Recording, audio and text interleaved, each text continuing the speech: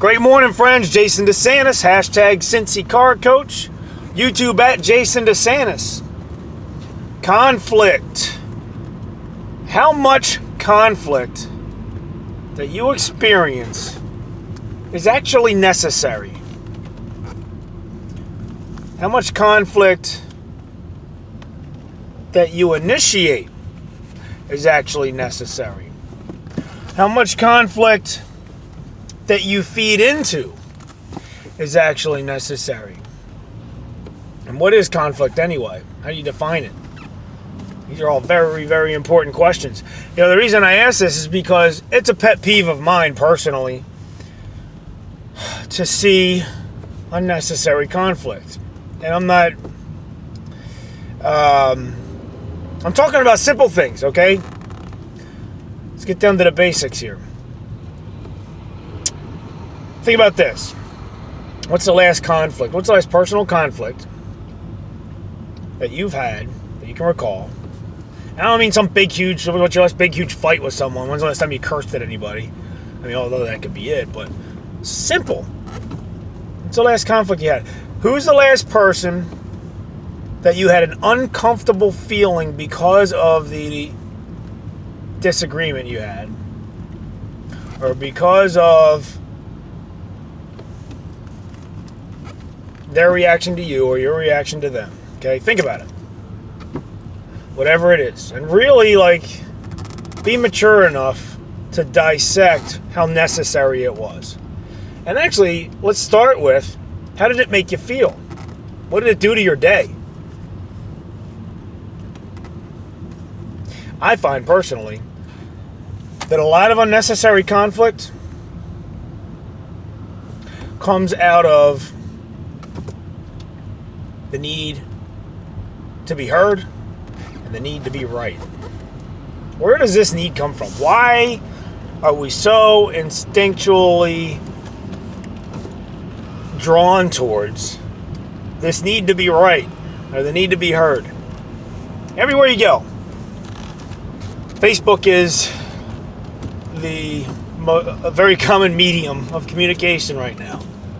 I think it's a fantastic social experiment if you really look at it for what it produces in terms of experience or reality of people's nature and tendencies. So, for example, you ever see a Facebook post that you disagreed with? Or you thought, oh, this person has no idea what they're talking about? How much does that affect you? Do you feel the need to show it to the person next to you and say, look at this idiot?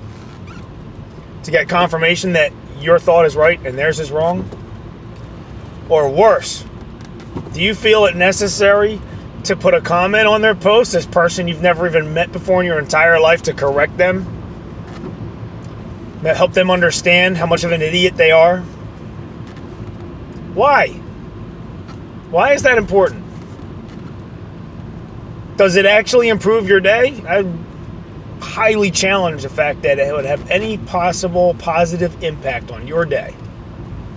Because even when you try to fake like it does and turn it into a joke and a laughing matter with your friend, it's an internal conflict that you allowed to take root inside of your mind and your being that's fueling the conversation at all. So, I don't want to get too philosophical about it, but the bottom line is this. You allow too much conflict in your life, and it does not help. It's like clogging an artery, okay?